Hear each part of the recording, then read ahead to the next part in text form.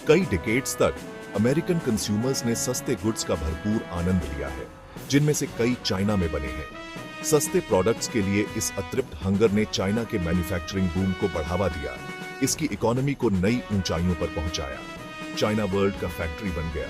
Clothes और electronics से लेकर टॉयज और टूल्स तक सब कुछ बना रहा था। अमेरिकन कंपनियां कम प्रोडक्शन कॉस्ट को भुनाने के लिए उत्सुक मैन्युफैक्चरिंग ऑपरेशंस को विदेशों में स्थानांतरित कर दिया। इसके परिणाम स्वरूप यूएस के मैन्युफैक्चरिंग क्षेत्र में जॉब्स का लॉस हुआ, लेकिन इसने अमेरिकन कंज्यूमर्स को सस्ते गुड्स की अधिकता भी प्रदान की। हालांकि टू इकोनॉमिक जायंट्स के बीच इस सिम्बियोटिक रिलेशनशिप में टेंशन के संकेत दिखाई देने लगे। यूएस में चाइना के साथ ट्रेड घाटे, मैन्युफैक्चरिंग जॉब्स के लॉस और अनफेयर ट्रेड प्रैक्टिसेस के आरोपों के बारे में चिंताएं बढ़ी। क्लैश का स्टेज तैयार हो गया था, क्योंकि इस कॉम्प्लेक्स इंटरडिपेंडेंस की सरफेस के नीचे इकोनॉमिक टेंशन उबल रहा था। अमेरिकन सरकार अपने घटते इंडस्ट्रियल बेस और बढ़ते ट्रेड डेफिसिट के बारे में चिंतित इस इकोनॉमिक सिस्टम की स्टेबिलिटी पर सवाल उठाने लगी।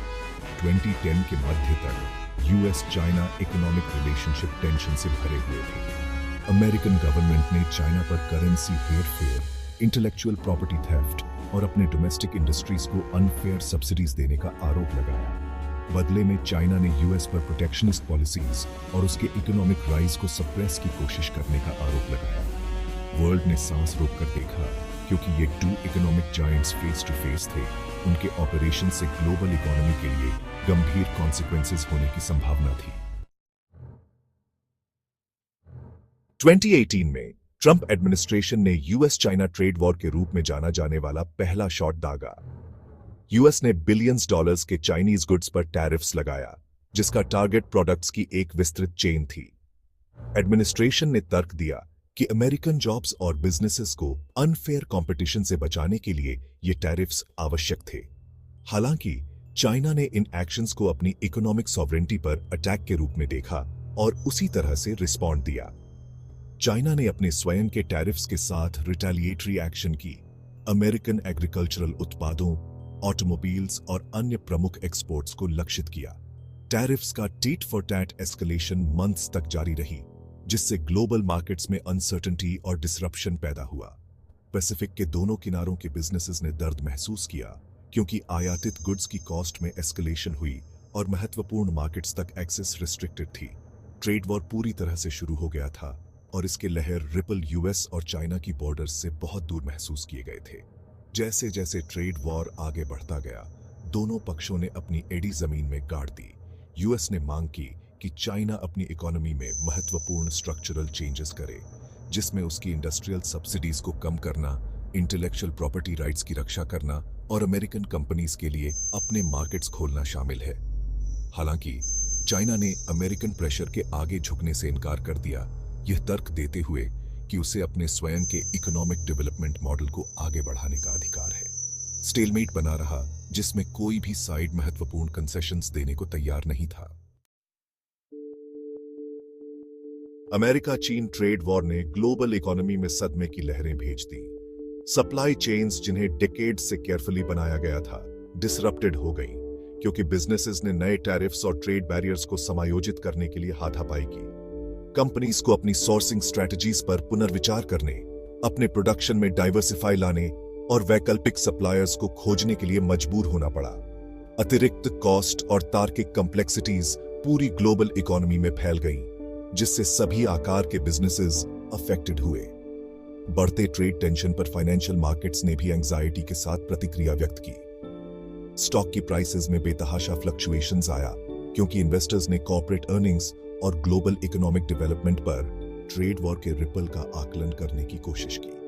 ट्रेड वॉर के आसपास की अनसर्टेनिटी ने करेंसी मार्केट्स में वॉलेटिलिटी को बढ़ावा दिया, क्योंकि इन्वेस्टर्स ने सेफ हेवन आश्रय एसेट्स की मांग की।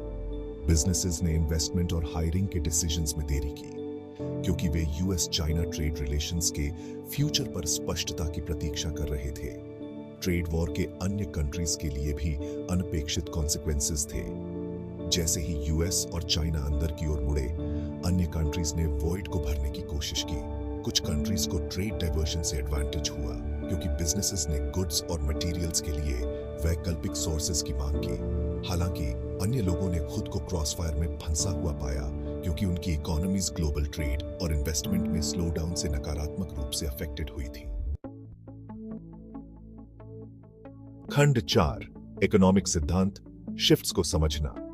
अर्थशास्त्रियों ने यूएस चाइना ट्रेड वॉर की कॉम्प्लेक्स गतिकी को समझने के लिए ट्रूस किया, शिफ्ट्स को समझाने और लॉन्ग टर्म आउटकम्स की भविष्यवाणी करने के लिए विभिन्न इकोनॉमिक थ्योरीज पर ड्राइंग किया। एक प्रमुख थ्योरी कंपैरेटिव एडवांटेज का थ्योरी है, जो सुझाता है कि कंट्रीज को उन गुड्स और सर्विसेज के प्रोडक्शन में विशेषज्ञता हासिल करनी चाहिए जहां उनका रिलेटिव कॉस्ट एडवांटेज हो। हालांकि ट्रेड वॉर इस थ्योरी का कॉन्ट्राडिक्शन करता प्रतीत होता था, क्योंकि इसने ट्रेड को रिस्ट्रिक्टेड करने और डोमेस्टिक प्रोडक्शन को प्रोत्साहित करने की मांग की, यहां तक कि उन सेक्टर्स में भी जहां अन्य कंट्रीज को कंपैरेटिव एडवांटेज था। एक अन्य रेलेवेंट थ्योरी गेम थ्योरी है, जो तर्कसंगत एजेंट्स के बीच स्ट्रेटेजिक इंटरैक्शंस का विश्लेषण करता है। ट्रेड वॉर को चिकन के गेम के रूप में देखा जा सकता है, जिसमें प्रत्येक साइड दूसरे को पछाड़ने और कंसेशंस निकालने की कोशिश कर रहा है। हालांकि रिस्क यह था कि यदि कोई भी पीछे हटने को तैयार नहीं होता है, तो दोनों साइड बदतर सिचुएशन में समाप्त हो सकते हैं। ट्रेड वॉर ने प्रोटेक्शनिस्ट पॉलिसीज के डेंजर्स पर प्रकाश डाला, क्योंकि वे रिटेलिटरी मेजर्स को जन्म दे सकते हैं और अंततः दोनों पक्षों को लॉस पहुंचा सकते हैं। ट्रेड वॉर ने ग्लोबलाइजेशन के फ्यूचर के बारे में भी सवाल उठाए। डिकेड्स से वर्ल्ड ने बढ़ते इकोनॉमिक इंटीग्रेशन का अनुभव किया था, क्योंकि वस्तुएं, सर्विसेज और कैपिटल बॉर्डर्स के पार फ्रीली रूप से प्रवाहित होती थी। हालांकि ट्रेड वॉर ने इस ट्रेंड के संभावित रिवर्सल का सुझाव दिया, क्योंकि कंट्रीज अंदर की ओर मुड़े और ग्लोबल कोऑपरेशन पर नेशनल इंटरेस्ट्स को प्राथमिकता दी। ग्लोबल इकोनॉमी के लिए लॉन्ग टर्म इंप्लीकेशंस अनसर्टेन बने हुए हैं। खंड 5, निष्कर्ष, करंट सिचुएशन और फ्यूचर के निहितार्थ। US China trade war global economy पर एक लंबी शैडो डालना जारी रखता है। जबकि दोनों साइड जनवरी 2020 में हस्ताक्षरित एक ट्रेड डील के साथ एक टेम्पररी ट्रूस विराम पर पहुंच गए हैं, गहरे टेंशन बने हुए हैं। ट्रेड वॉर ने ग्लोबल सप्लाई चेन्स की वल्नरेबिलिटीज को उजागर किया है, प्रोटेक्शनिस्ट पॉलिसीज के रिस्क्स पर प्रकाश डाला है और ग्लोबलाइजेशन के फ्यूचर के बारे में सवाल उठाए हैं। इस इकोनॉमिक राइवलरी के कॉन्सिक्वेंसेस का पूरी वर्ल्ड पर गहरा रिपल पड़ेगा। अगर दोनों कंट्रीज को एग्जिस्टेंस और कोऑपरेशन का पाथ खोज सकते हैं, तो इससे अधिक स्टेबल और प्रॉस्परस ग्लोबल इकोनॉमी बन सकती है। हालांकि यदि ट्रेड वॉर फिर से शुरू हो जाता है, तो यह ग्लोबल इकोनॉमी को और फ्रैगमेंटेड कर सकता है, सप्लाई चेन्स को डिसरप्टेड कर सकता है और इकोनॉमिक डेवलपमेंट में बाधा डाल सकता है। World in two economic giants को इस कॉम्प्लेक्स और अनसर्टेन टेरेन में नेविगेट करते हुए देख रही है। US China trade war global economy की परस्पर इंटरकनेक्टेडनेस के बारे में एक सतर्क टेल है। यह दर्शाता है कि एक कंट्रीज द्वारा की गई इकोनॉमिक एक्शंस के अदर्स के लिए दूरगामी कॉन्सिक्वेंसेस हो सकते हैं।